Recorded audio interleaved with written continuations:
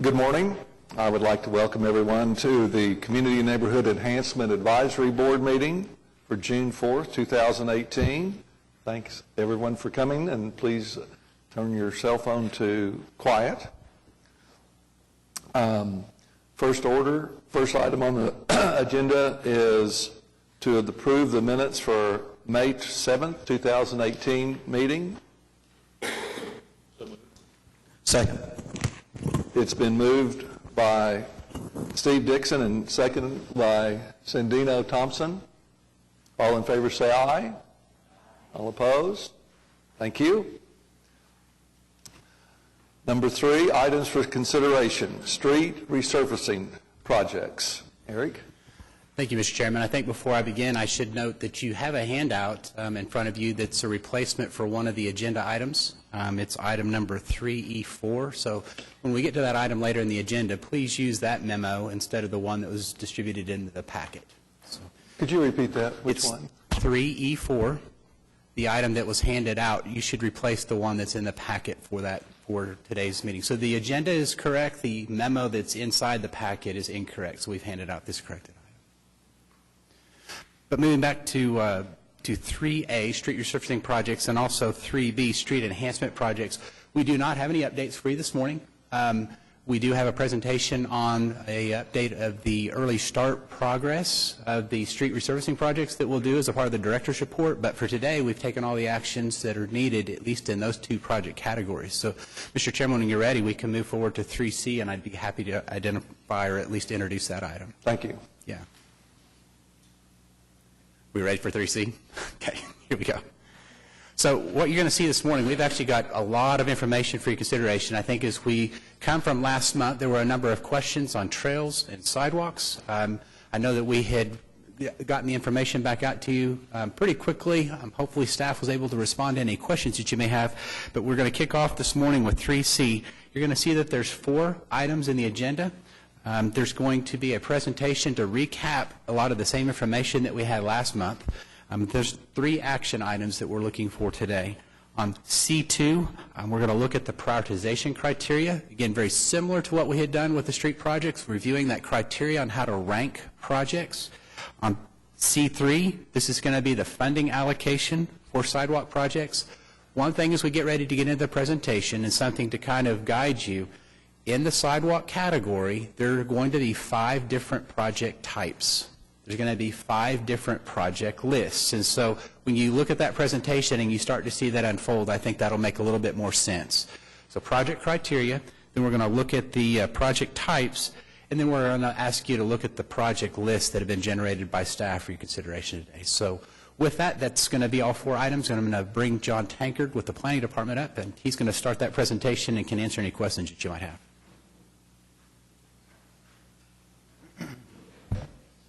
Good morning. Like Eric said, I'm John Tankard. I'm going to go through the presentation, and we're going to start with recapping what we covered at the last meeting. I know it was a lot of information, so I wanted to touch on that before we talk about the work that was done in the month since the last meeting. So Bike Walk OKC is the Bicycle and Pedestrian Master Plan. It's since been adopted by City Council, so it's the official plan for the city at this point, and it broke the pedestrian component of the plan into 5 sections. As Eric spoke about, there are 5 different project lists based on these 5 sections, the first of which is the pedestrian priority areas, and then 4 components outside of the PPAs that are more targeted, so looking at how to improve access to schools, to public transit, to parks, and then within downtown.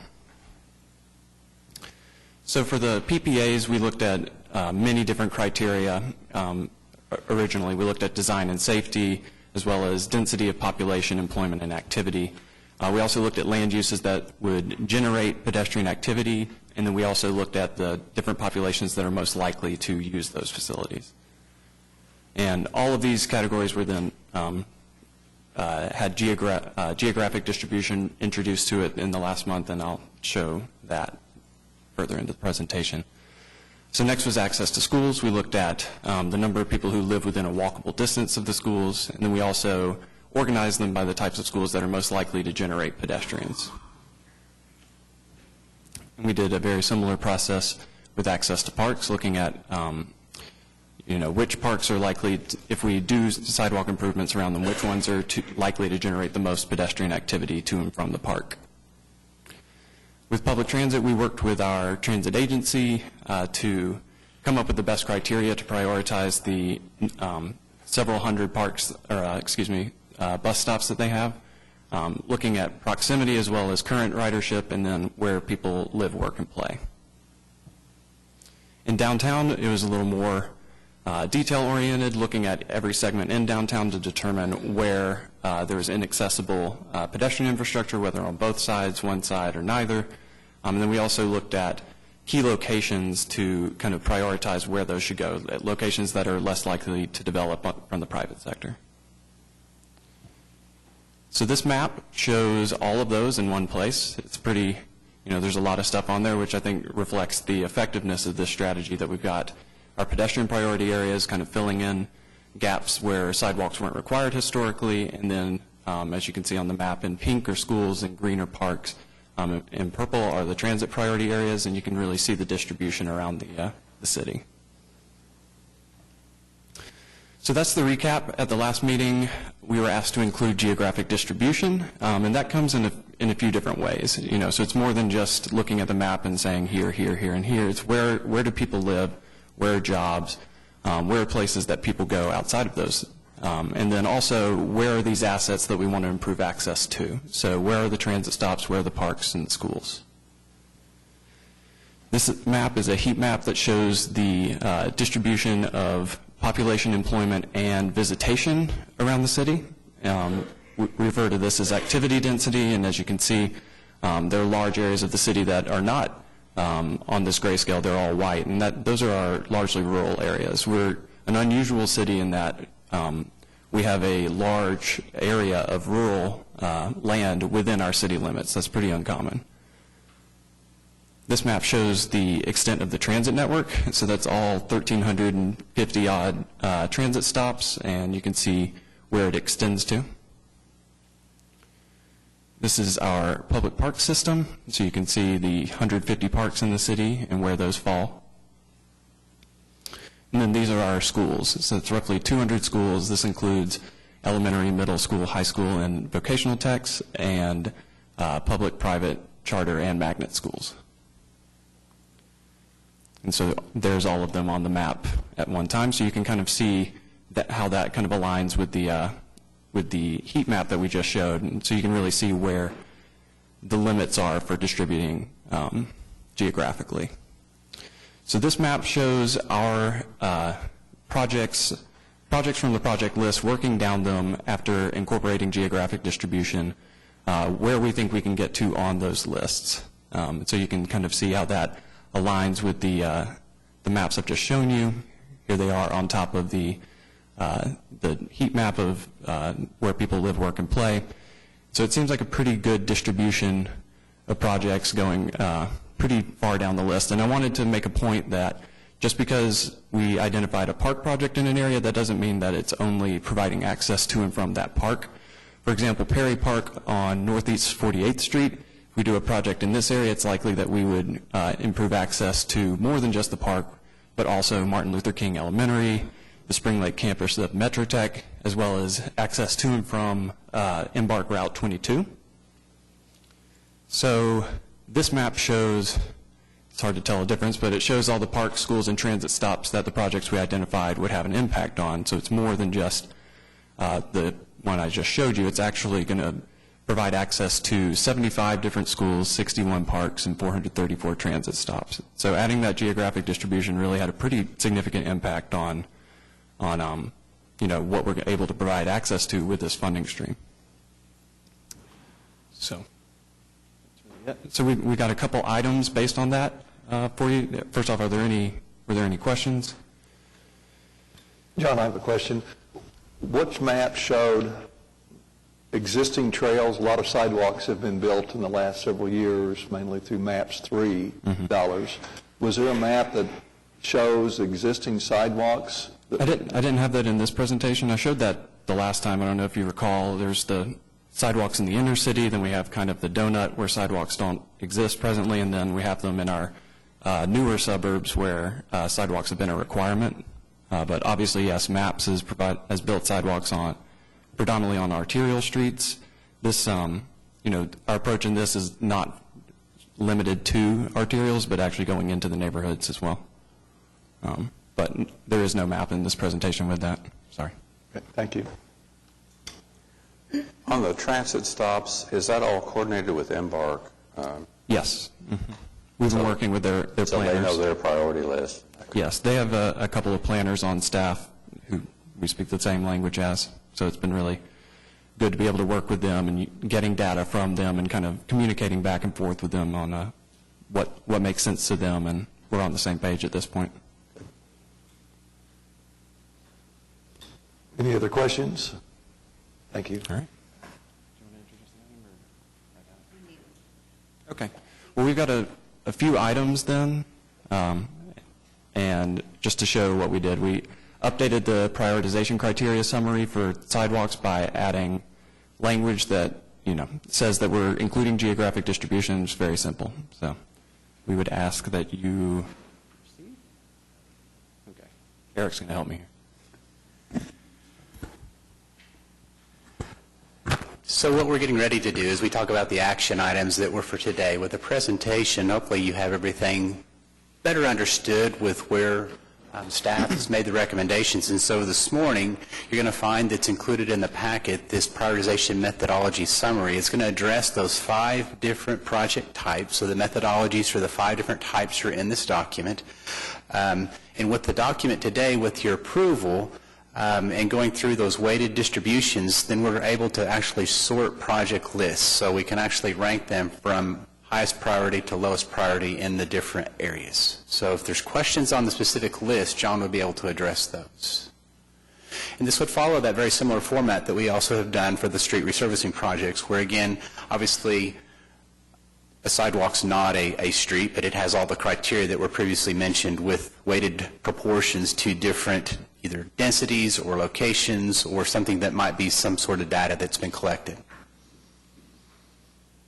So we're able to discuss or respond to any questions on this with your consideration today and action by this advisory board. We would then forward this list to the City Council for their confirmation before we would actually do a project. But this will be that first stop today, is to confirm the project criteria. So we're looking for an action or discussion if there's some other questions on this item. Are there any questions at this point? So this is an action item for C2. Can I have a motion? I'd make a motion to approve. Very good. All right. It's been moved by Jim LaHue and seconded by Brooke McGowan. All in favor say aye. Aye. Aye. All opposed? Very good. The next item is about the funding split. So this was the recommendation in Bike Walk OKC, and this is what we used to generate that map and work down the lists. And that's where, with this split, that would lead to the results I was talking about: 75 schools, 61 parks, 434 transit stops. So we would like, we need this split to be approved.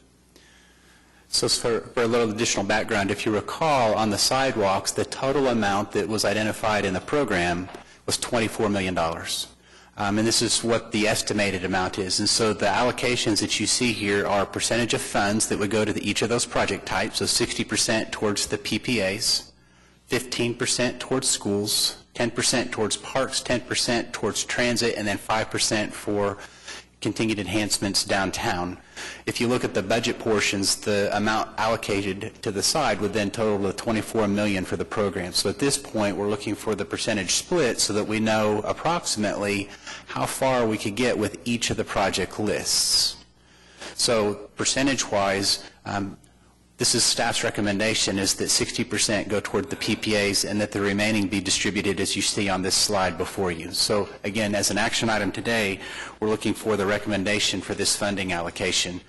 Final to be considered by council, but ultimately this is so that we can get to a project list.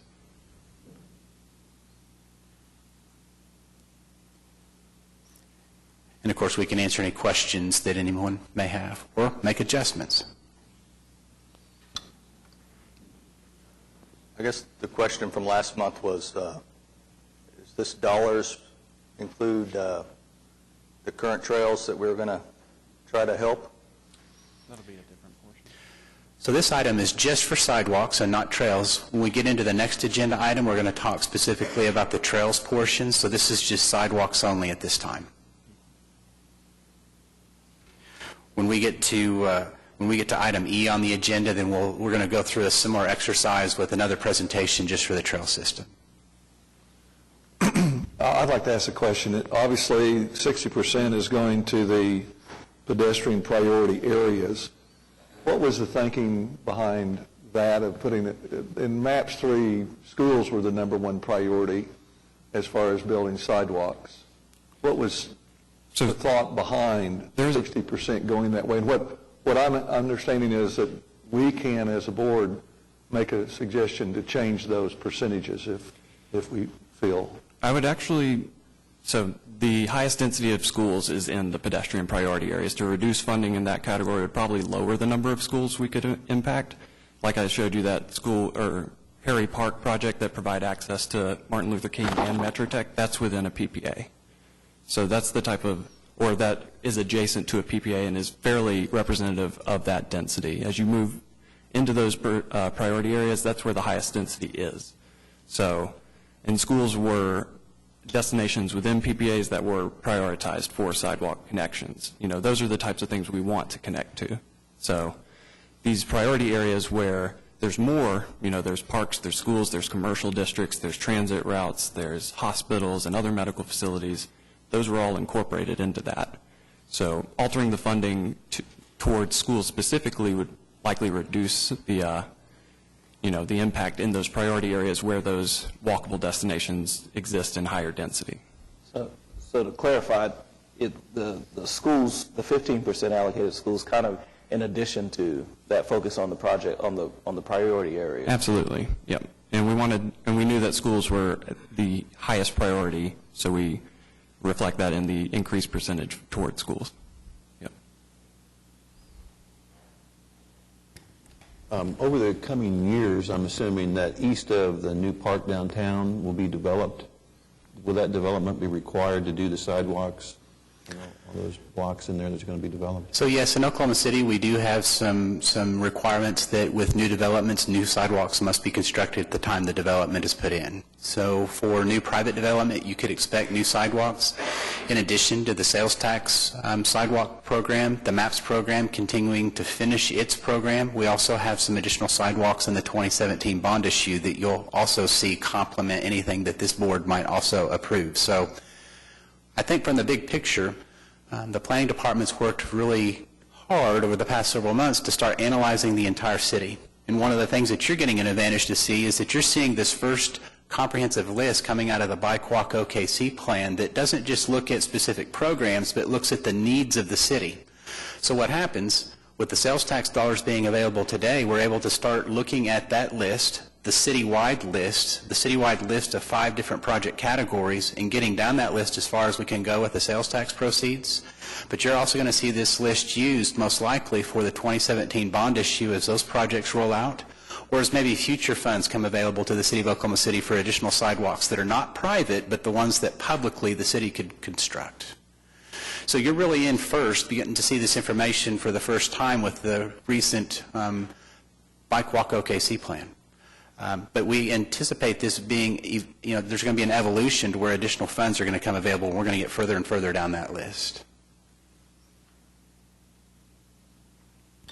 Any other questions?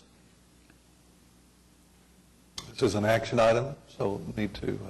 I move to approve the recommendation. It's been moved and seconded, moved by Jason Johnson, seconded by Brooke McGowan. All in favor say aye. All opposed? Thank you, that passes. Okay. And the next item is to receive the updated list based on the inclusion of geographic distribution, so that the lists have changed since the last time you saw them based on that. So on screen, and this is where we get into the longer list, there's 5 different project categories, and there's 5 different lists that are included in your packet by each of those categories. So you're going to find those categories for the PPA, you're going to find the categories for the schools, you're going to find the categories for the transit that are all on that packet.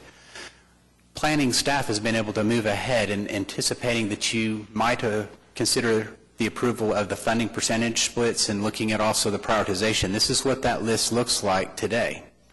Prioritized 1 through however many projects that are currently on that list by each of those project category types. So for your consideration this morning, if we're ready to move forward, is to go ahead and consider adopting these lists. And what would come next would be staff working then to start creating project worksheets to bring back to this advisory board, which would actually have the funds necessary to construct each of those projects, and then we would work towards that next amendment of the implementation plan. So this would be that final step to right before staff go into final estimating and getting those project sheets to bring back to you for approval.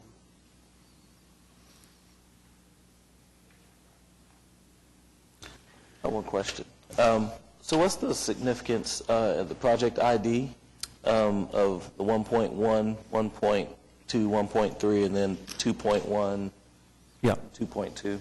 So that's on the PPA prioritization. That's associated with the bike walk plan. If you go look in the implementation chapter, you'll see that. So project 1.1 is phase 1, project 1. Okay. And then phase 2, project 1 through 6.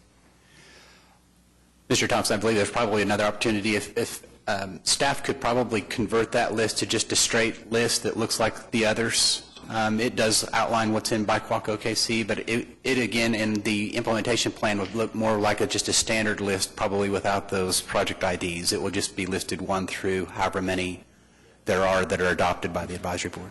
Yeah, that's kind of easier to follow. I did actually go back and read the bike walk plan, so I'm up to speed on that. So No, that clarified my question, but my second question, I think you just answered it, was just this. But this does represent sort of the priorities, 1 through whatever. Yeah. Right. For this list, we just wanted it to be easy to see how we re-rank them. But in the implementation plan, I would anticipate just a more simplified list. Understanding it came out of Bike Walk OKC, but it'll just be a simple list for our documentation purposes.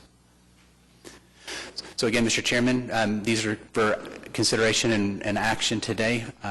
And again, additional questions, we'd be happy to answer those as well.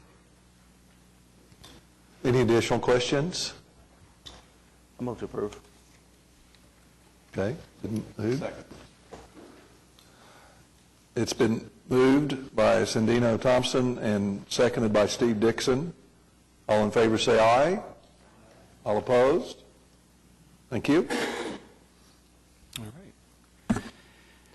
So next in the presentation is an update on the bicycle facilities work.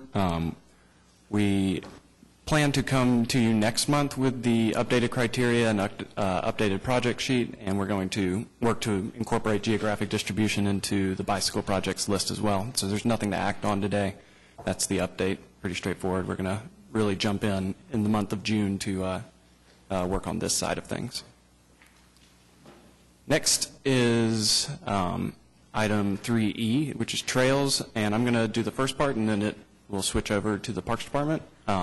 So first is a presentation just kind of recapping the criteria we looked at for trail prioritization. Sorry, this thing's very sensitive.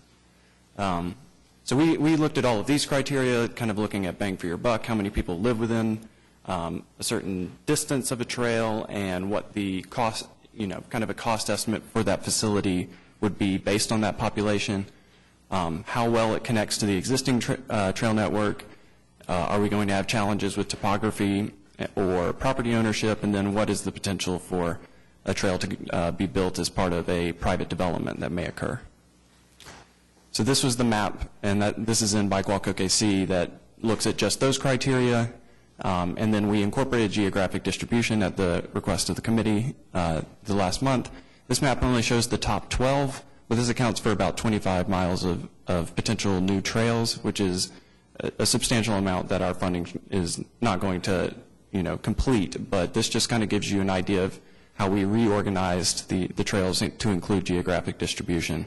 So really looking at how can we work our way around the metro and still maintain connections to our existing network, but bring trails into new areas of the city. So we have an item for you to vote on. It's very similar to the sidewalk one. It's just to approve adding the language for geographic distribution in the prioritization summary for trails.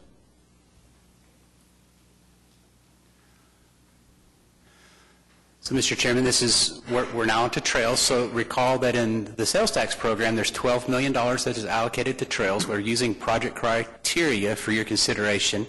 And this is the criteria that's, of course, included also in the packet from some of our previous discussions. And so this is going to allow staff to rank those trails projects through a weighted measure. So again, we're here to answer questions, but are looking for action today to confirm the criteria for trails today. Any further questions?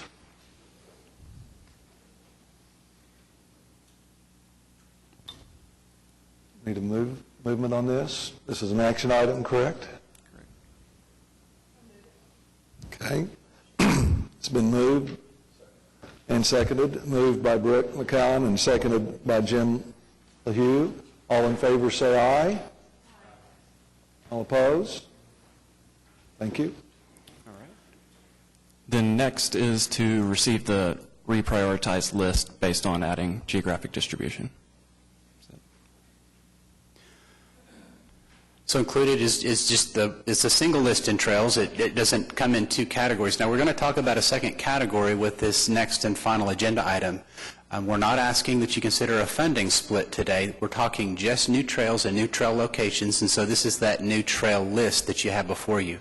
This next agenda item, we're going to talk a little bit further with our Parks Director, Doug Cupper, more about existing trails needs. And so today we won't go through the funding split or allocation, but we will be able to, with your consideration today of approving the new project list, start looking at that prioritization so that when those decisions are made, we can start estimating projects and getting these also prepared for the implementation plan. So we're looking for action today to approve this project list, which is based on the categories and the criteria information that we've gotten to date. I'm sorry, I've got a question. The Deep Fork Trail was part of the 2007 bond, That's correct. correct? Yes. So the funding will come from the bond on that project? I think what you're finding, and we'll go back to the conversation about it is the top priority trail based on criteria for the City of Oklahoma City. I anticipate due to the cost of the Deep Fork Trail, which is not fully funded under the bond issue, it's going to require multiple funding sources. So it is a bond project, but there's not enough funds in the bond project to fully complete that project by itself. And we did acquire some federal dollars for that as well through the TAP grant program, that's the Transportation Alternatives Program. But there's still a gap to complete the trail. You know, dealing with the creek there, it's a pretty deep ravine, and so some of the costs were higher than anticipated. And for the board, this is a trail that basically goes from McGinnis High School to the east and connects to the Katy Trail. Yep. Out there by Remington Park, the zoo area. Yeah, it's the biggest gap in our network as far as completing the Grand Boulevard. So getting that closed between the northeast side and north of I-44 is it's a high priority. Any other questions? Looking for a motion on this? It's been moved by Brooke McCowan and seconded by Jason Johnson. All in favor say aye. All opposed? Passes. Thank you. All right, thank you. I'm going to introduce this next item. So this is the replacement item in your packet. This is the item that's got the updated memo. So if you'll please use that updated memo for this next portion. Previously, in our last month, we talked about having consideration for existing trails needs as a consideration of the sales tax program. We started some conversations about some of those opportunities, and so what we have today is Doug Cupper, our Parks Director, for Oklahoma City is here to present to you some updated information from last month. And again, we can answer questions, and hopefully we'll have some takeaways on some things that you might expect for us to bring back to you next month. So there's not an action item today, but a lot of information. And so we welcome Doug, and we'll follow up. Thank you. Thank you, Eric. Good morning. I appreciate the opportunity. I know last month we had quite a bit of dialogue about the Burke Cooper Trail and the necessity to get it refurbished and brought back up to quality conditions. And I know that the board was looking for an action item to actually talk about funding that specific. But we wanted to throw ourselves on the mercy of the committee. We want to make sure that we're bringing you quality information and quality data points so that when you make the informed decisions for recommending to the City Council, you can do it with good conscience, and we do it in good conscience by providing you with information. In our trying to get those numbers firmed up in the plan for the Burke Cooper Trail, we entered into discussions with our Public Works brothers and sisters about what makes the most sense when we do refurbish these trails. As you saw on the data points last week, there's some 42,000-foot sections of the Burke Cooper Trail. We identified maybe 8 of them that needed desperately some work done on them. Is that the right attitude to take? Public Works in helping us think through those things. Yes, those 6 to 8 bad sections definitely need to be addressed, but does it make a lot of sense to go back and address the whole 8 miles and make sure that the life expectancy of those good sections stay the higher priority. So we will be bringing back those data back to you as we come through, probably in July. But we will also, per your conversations and your direction, we will create a master list of those highest priority trails that are in existence today that need to be refurbished and what that price tag may look like. So as we get into that split that we've done on other, like we just talked about the split on the sidewalks, we've talked about the split on arterial and residentials. We want to make sure that when we talk about the split on trails, new trail versus old trails, you have better quality information to go forward. And through those ends, today is kind of talking, what else does our trail system need to be a Class 1 trail system? And part of that goes into, I got a mouse that usually has a left or right, so we'll see whether I get, okay.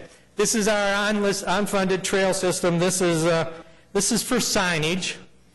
The Pathway and Trails Subcommittee, or the Trail and Paths Committee, sanctioned a study done by an engineering firm to create and design wayfinding signs on all of the existing trails, as well as the MAPS trails that at that time were just concepts, not realities. So we do have a price in here for the Will Rogers Trail. We do have a price in here for our Stanley Draper Trail, which is still under construction. But they sanctioned a study to create a master file for wayfinding. One of the issues that our citizens that use our extensive trail systems is they don't know where they're at any given moment while they're on the trail system. And if it's a regular user and they're confused, you can think about the seldom users or the tourists that come to town that use our trail system. How do they know where the Boathouse District is? How do they know where the Bricktown Canal area is? How do they know where Lake Overholser is? How far is it from Lake Overholser to Lake Hefner on any one of the trails that you can get from there to there? So the Pathways and Trails put together a request, and part of that, or that complete request, was a wayfinding system. Wayfinding system to create the name of the trails and list the names of the trails, identify parking or trailheads for the trail systems, maps of where you're starting at and if you're going, which direction you're going, how far it is to get to areas. One of the other things from a safety perspective, people are out on our trail and they have a health issue, or they have an accident, or the bicycle has a blowout on the tires. They can't call and tell anybody exactly where they're at because we don't even have mile markers on our trail system. So the plan goes from A to Z as it relates to wayfinding and safety situations. It even goes to the extent of courtesy and etiquette, trail etiquette. If you're walking on the trail, walk on the right, pass on the left. The things that are pretty common nature, but it helps us focus because, as I pointed out before, and with this committee's work on sidewalks, it won't be as big of an issue going forward, but our trail system is heavily used by walkers. And we're talking about dog walkers, and we're talking about mothers with their baby carriages and toddlers, and things along those lines. We want to make sure that everybody's safe that's using our trails, and getting the etiquette out there in the form of this signage at the trailheads is a real important factor going forward. And our company that designed, actually laid out the markers on everyone. We chose to do the Burke Cooper Trail as an exhibit here because as we think about resurfacing or refurbishing the actual pavement that the trail users use, might as well take the next step and make sure that we get the wayfinding in there and get it all back up to snuff. So they mapped out every single one of the signs. Every type of sign has a correlating letter to it so that we know what needs to be placed where. And you can see that we did it very extensively so that as we create the wayfinding concept, people will be able to find their way around the system. And every single one of them is as complete as this one is as it relates to number of signs, what the signs' locations are, and then, of course, the graphics that would be on those signs. So this is part of those additional data points that we wanted to bring forward for your consideration. Again, as we work through the criteriums, as we work through the percentages, if we choose to break the $12 million that we have for trails down into new trails versus old trails, what does the term old trails mean? And do we need to break the old trails down into smaller categories, kind of like John pointed out in the sidewalks? You had those big pedestrian areas that you're going to link schools and parks and transit and business districts, but you also had the subset of connecting parks, connecting schools, and connecting transit. So you had two pots there. Do we need to break down trails other in resurfacing, signage, shelters, restrooms? What kind of breakdown, what kind of criterion, what kind of data points do I need to bring forward for you to make the educated decision on how to break down that $12 million for new trails versus old trails and making it sure that it works for you all. So with that, I'll let Eric finish this up. So as I mentioned today, we're not looking for an action item to decide on the split for the trail system, but wanted to give you some additional information, especially when we started talking last month about trail improvements, to also maybe consider potential for adding trail signage with the improvements as they're done, things that the board may want to consider. And if there's a conversation that we want to have this morning to help staff have a little bit of guidance, we can be prepared to come back next month with some information for further consideration or potential action. So this was really just an opportunity for us this morning to have a dialogue and maybe gain some insight, thoughts, and of course Doug and I are both available to answer any questions that you might have.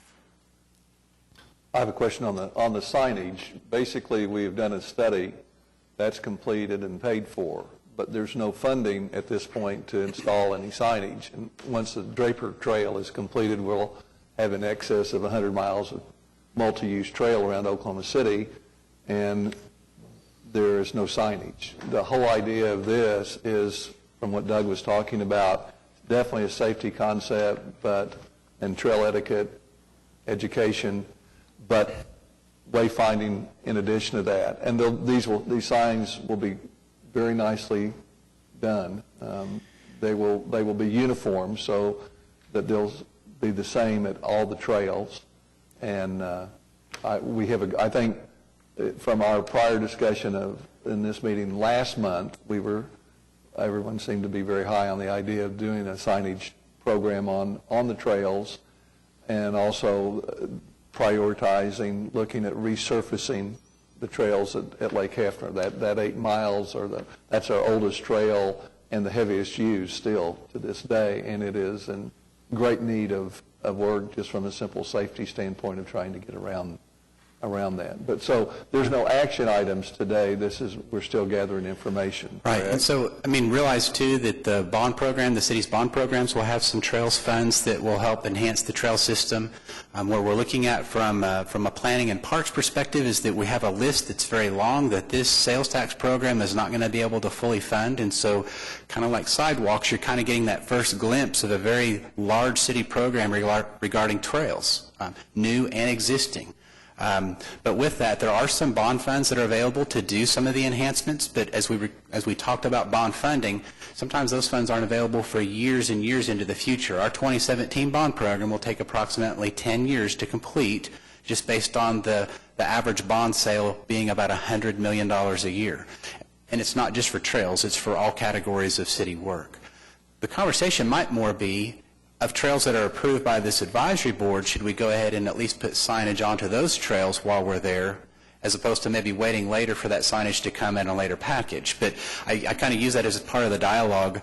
We're starting to have that same conversation in some of the other categories, whether it be maps, whether it be future bond, whatever it may be, that when you construct that trail or possibly maintenance that trail, you consider some sort of a signage or other enhancements at the same time. I think last month we really did talk about setting a standard with the Lake Hefner trails and going as far as we could with that, but that from that time on everything would meet that standard, and it seems like this would be part of that. Do we have a total on what the signage is for this overall package? Or The current estimate for all of the trail systems, both existing and the advent of Stanley Draper, is approximately $3.3 million. Okay, so it's a big chunk of the budget. One last thing, in preparing a scooter mobility pamphlet for a mayor's committee, scooters and pedestrians have the same qualification. People on scooters are pedestrians. So what's the status of trails and scooters? Well, we recently have been getting more requests through the city's call center about segways and scooters on our trail system. So we're taking a hard look at that because, as you pointed out, they are classified as pedestrians, so we have to take that in consideration. Right now, most of our trails where we actually have signs say no motorized vehicles, so it's kind of one of those situations. But we are taking a hard look at that one, for sure. Doug, I have a question. Yes, ma'am. Do we know how many people use our trails? Do we have a good idea about an annual usage? Well, I think John might have a better number on it, but we're probably approaching nearly 50% of our population use the trails in one form or another. Not all of them are obviously bicycle riders, but I would say more than 60% of our users on the Will Rogers Trail, the newest one, are pedestrians, because they're coming from the neighborhoods, getting on the trail, and getting their exercise in, since most of the neighborhoods we touch don't have sidewalks because they're in that era where we didn't think about it. So we're probably approaching 50% of our population. That's really great. From a safety standpoint, are there any blackout spots from cell use on any of our trails? We have not received any information from any of our users or that they have not been able to get out cell phone wise. They just didn't know where they were at to tell EMSA where to come get them. So that's been the biggest issue, is access points. And with wayfinding and signage, do we have any apps in the works for our trail system for Oklahoma City at all? We think that'd be the next level, because once we get the signage established, especially the mile markers, there should be a way that we can at least be able to download a Google level into users' phones so that when they pull up their Google Maps, it'll show right where they're at. Sure, sure. They could find themselves, police could find them that way. That's what we're hoping for. Excellent. So I had a couple of thoughts just in relation to what's been proposed. I think, and a couple of questions that have come up so far, I do think it is a heavy ask based on the dollar amounts to try and get to the 3.3 or so estimate. I do think that the idea of definitely setting a standard or an expectation as we go and do the trails that we're looking at this kind of wayfinding and things like that, I think it's critical. I'm just not sure that this effort will be, is going to be able to really significantly improve that and then also continue to build up, the overall trail system. It seems like if we did that, that would kind of be a good portion of what would end up getting accomplished if we try to tackle the wayfinding. But I do think any projects that we look at, this cost should probably be something that's brought to the table for any of those trails projects, so we at least start making some headway. And then maybe instead of sort of focusing on taking the whole thing, maybe we can look at a few areas, like we've talked about the Burt Cooper, for example. Maybe we look at a couple of priority areas where we can try and catch up on some of this wayfinding too. I do think it's critical. Or maybe you all can even give us some ideas of where we know that we'll need it the most. I mean, if there's that, if you know that, these 2 or 3 trails have been where we've gotten the most sort of concerns, at least from people not knowing where they are, where there's maybe some more caution to be taken, that might be helpful as well. That's kind of what we're trying to go towards. Again, trying to get you the data points that are necessary for you to make the educated decision to forward on to the city council. The older trail systems have a lot of needs, and how we present those to you all and make sure that we aren't getting a dog before the cart, basically. It'd be great to put all the signs on all the old trails, but if we're going to go back and resurface those trails at a later date, the mile markers and everything else. So the Burt Cooper was one of those starting points, and we appreciated the support that we got to get after that one. But again, Burt Cooper is one of those areas where we don't really need to consider a lot of shade structures or restrooms, because it's an enclosed, and you have access in other park facilities around Hefner or at the East Wharf. We have public restrooms in Louis and things along those lines.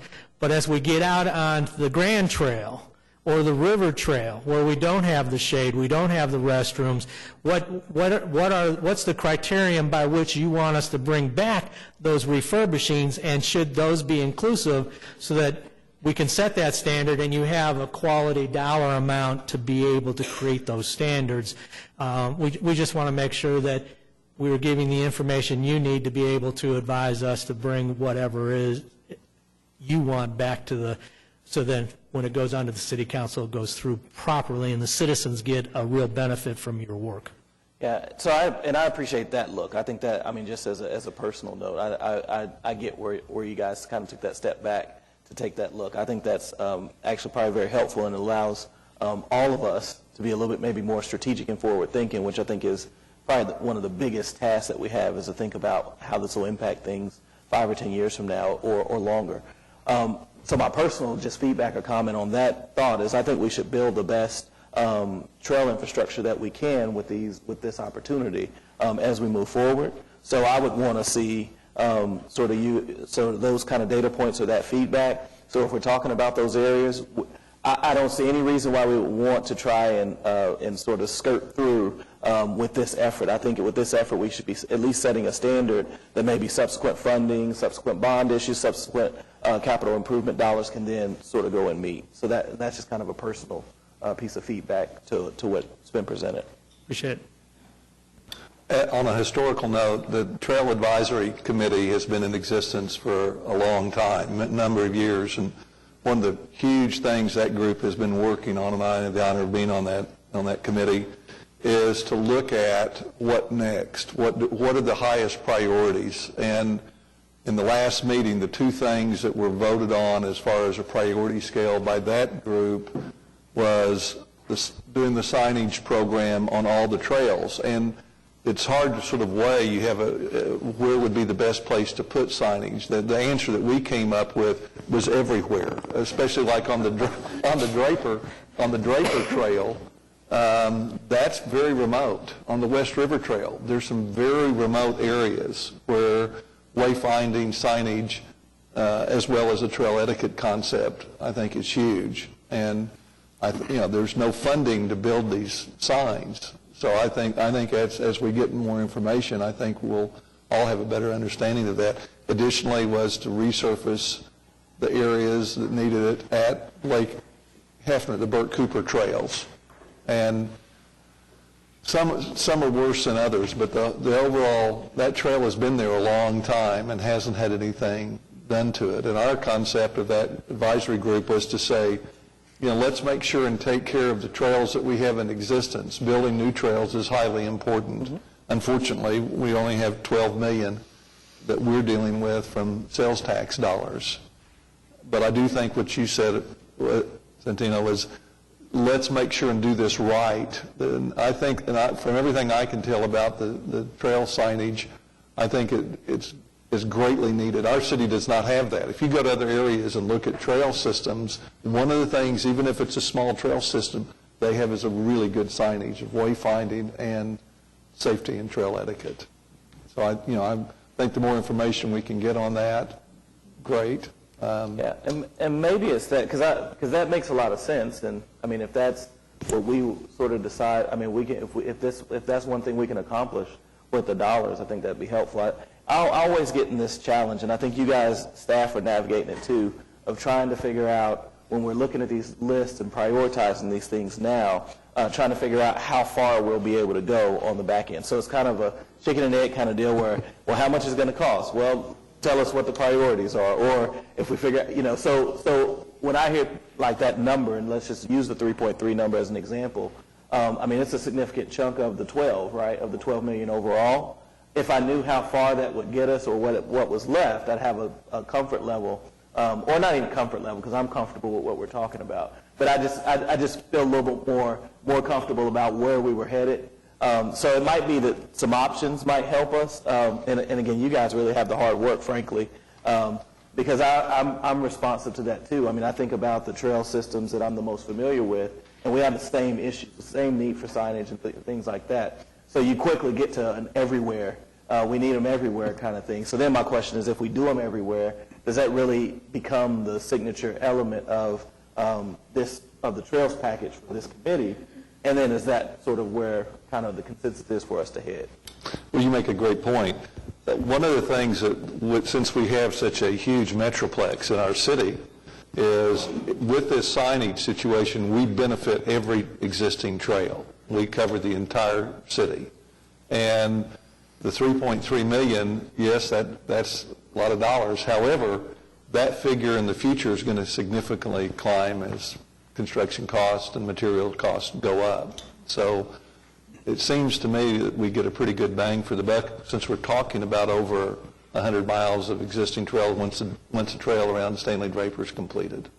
So I have one more comment, and then I'll give the floor back to others. So in hearing that, though, and this is really helpful for me, in thinking about that, maybe it's actually going back to something that you were saying, Mr. Cupper, is there are some places where you might not want to do the signage because of things that are coming.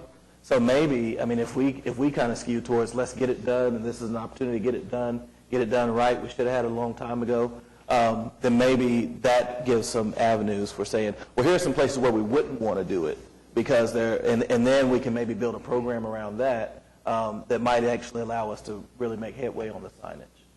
Again, and I'll close out too. The whole point of it is we have a lot of needs on the existing trail systems that the citizens have been wanting, and we want to bring the next wave of that to you all so you can see what that is. If what is the price tag of a restroom at a trailhead? And a lot of people, with a restroom comes a drinking fountain, so you add another element at those locations.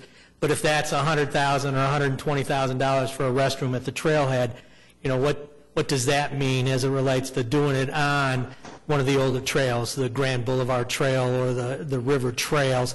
How much more does that add to the other? You have the prices for new trails, and then you have this category of other. How does that, and do you want those to be considered in that other? It also helps us when we talk about the new. What is the standard? What is it we are going to absolutely require on new trails?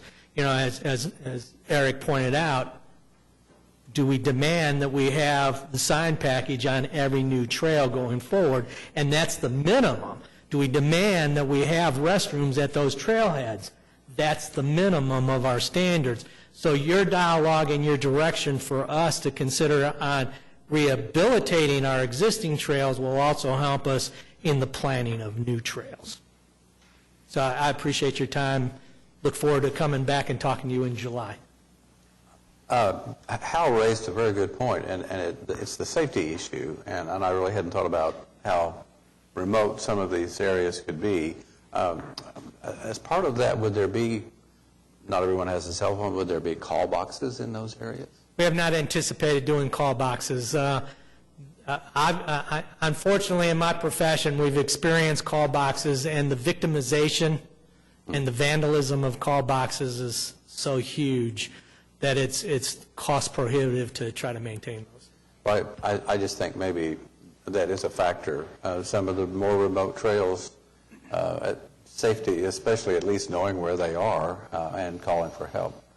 Because That could be something, and we would look at trailheads where we have more assets going in, where we actually have utilities going in, because we need electricity, water, and sewer at those trailheads where we do restrooms. So we might take a look at putting the emergency call boxes at those locations, depending on how we can get them wired up.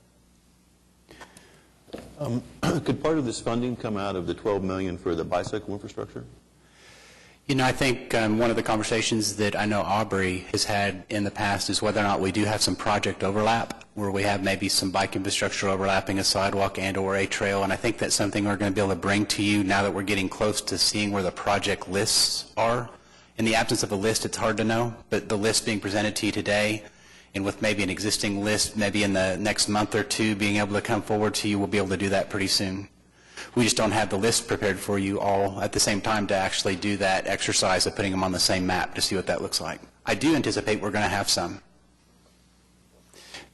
But it would be great to see a list with criteria, prioritization, especially with the ones that there's already been incidents.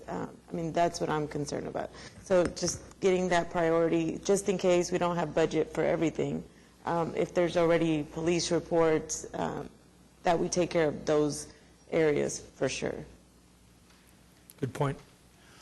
So let staff do this. I think we've gotten a little bit of input. Obviously, I've heard a lot of confirmation for Burt Cooper being one of the older trails and making sure that we look at some potential for enhancements, improvements to the needed areas of Burt Cooper. We've listened to a lot of the signage, whether or not it's a holistic all city trails or at least just the new ones or the ones that are part of this program. The safety features that we've talked about too. Let us assemble some options for you for consideration next month, similar to what we've done before, so that you can see what those project costs look like. We obviously do have some more work that Public Works and Parks is working on as we assess some of the other existing trail systems to see what kind of dollars are involved with upgrading those. But we also heard also part for standardization of trails, making sure that when we set that bar, when we set that expectation of what an Oklahoma City trail should look like, that we maybe bring that back to you as well, so that if it is a trail, it comes with signage or it comes with certain amenities, but that's what you should expect for us as a staff and you as a program moving forward. So we'll bring some options to you next month, Mr. Chairman. Yeah. Any other questions? Well, my comment would be, and $3.3 million sounds like a lot, but if we can correct with the whole trail package, I'd be more inclined to get signage for everything versus building new trails. So with that thought, and the concept of a sidewalk, bicycle, and trails funds being utilized for the 3.3, so it won't be out of just trails.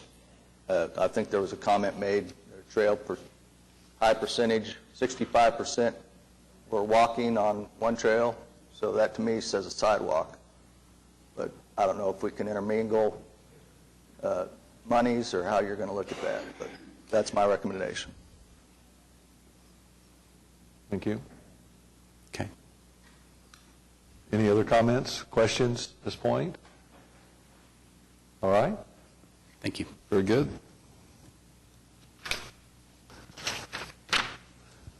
Next is item 4, financial reports. Good morning. My name is Erica Vanderslypen. I'm with the Finance Department, and I just want to review the financial summary that was provided as of May 29th.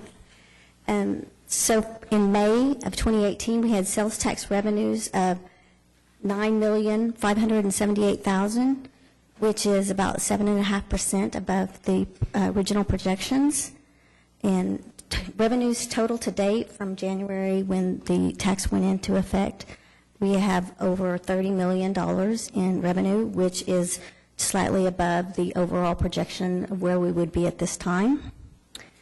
Currently, we have approvals of $18.9 million in the street resurfacing.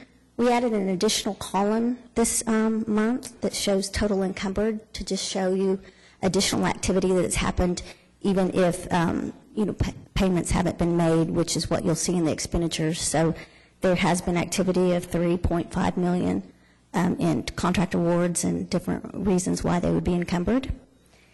And total to date, we have spent $59 million of the sales tax revenues. And that is all of the financial summary for now. Is there any questions?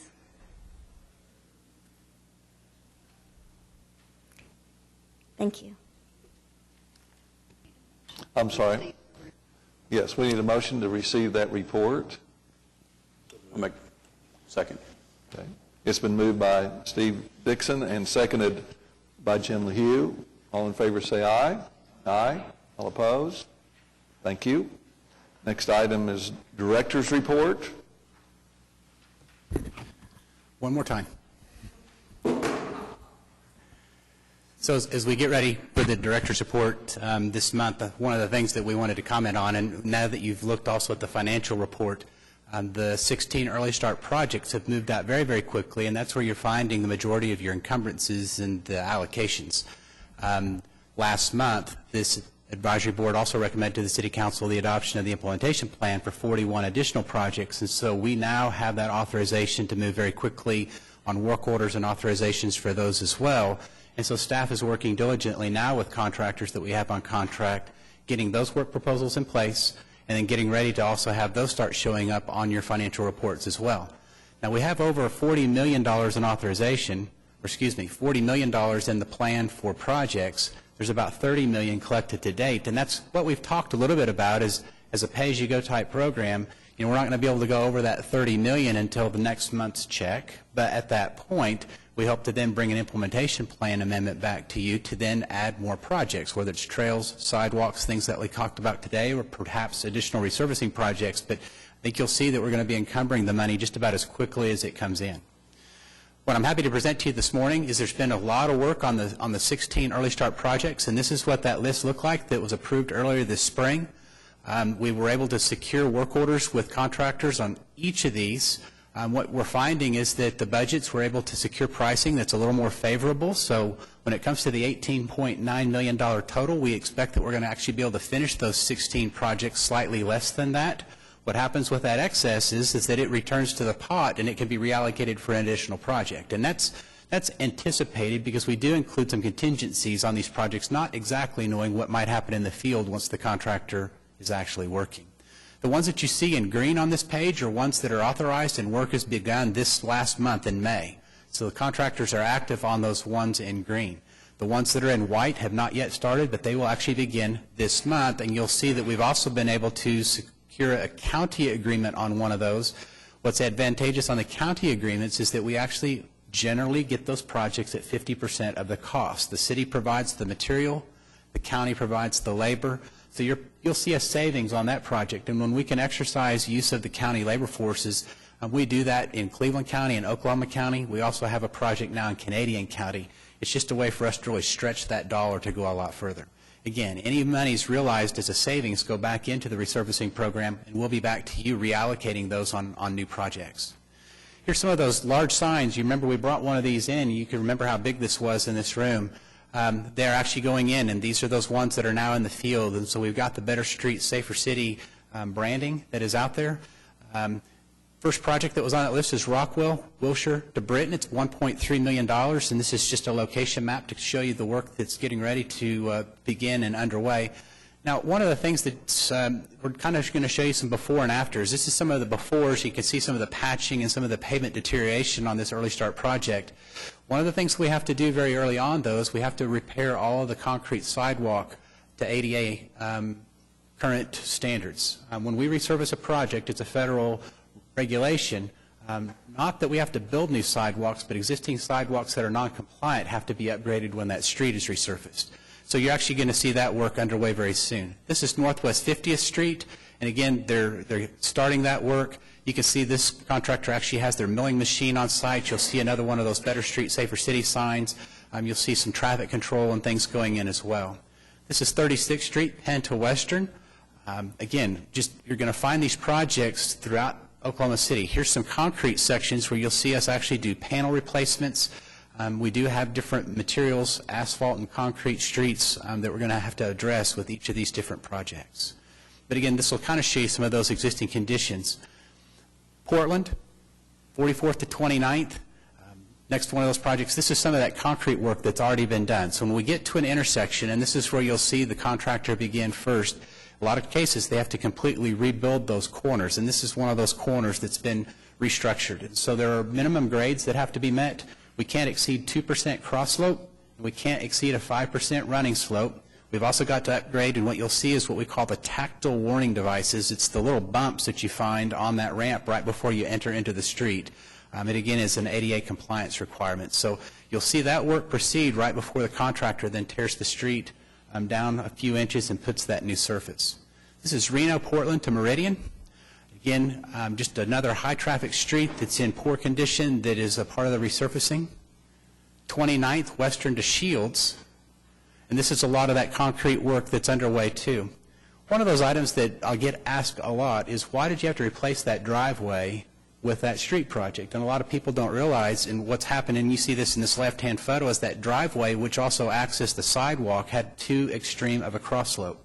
So you'll actually see this driveway go in, and it'll have a crosswalk constructed, a sidewalk constructed as part of that drive approach, and that's why sometimes you feel those new bumps on some of the newer driveways that are in Oklahoma City. It's flat for the pedestrians to cross to meet ADA, but it's still at the angle for the cars to get into and out of that business or that residence. So this work is underway on 29th. This is 29th, Western to Penn. And again, you can see some of these street conditions, and we find that we're having some failed pavements. You'll start to see some of the heaving of the asphalt and some of the ripples that get included.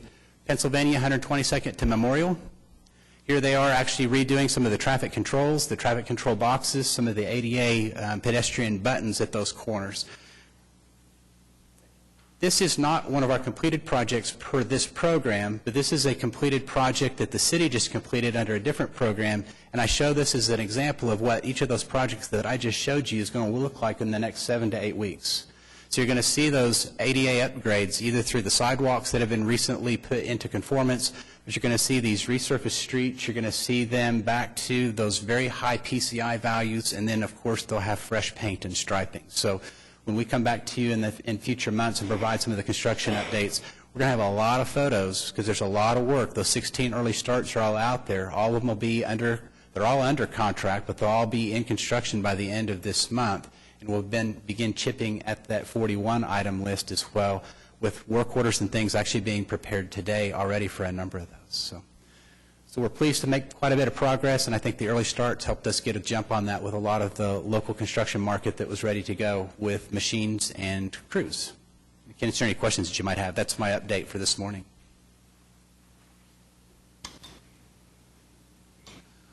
One question I just verify.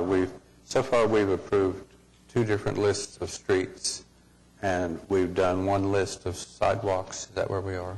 So we actually haven't done any sidewalks yet. We haven't approved sidewalks yet. Okay. Now today, with the list that were recommended, we're going to be structuring those into the project worksheets very soon. Now that we have the percentage split, we'll do the estimates, and we'll bring back to you what will more or less be the next implementation plan amendment that will actually have the projects themselves. So today, we just really have the two lists of the resurfacing projects, the 16 original early start, and then the 41 additional that was approved last month.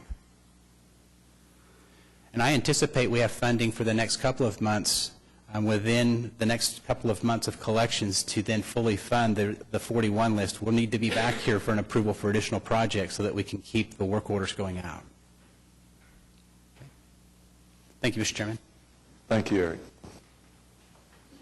Next item are comments from the board.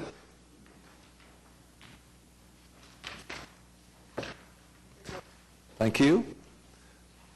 Comments from staff. Eric, don't you have anything else? Thank you. Comments from citizens. Very good. Great meeting. Appreciate everyone's effort. Thank you, city folks, for all the great work that you do. And we're done. Thank you. We're adjourned. See you next month.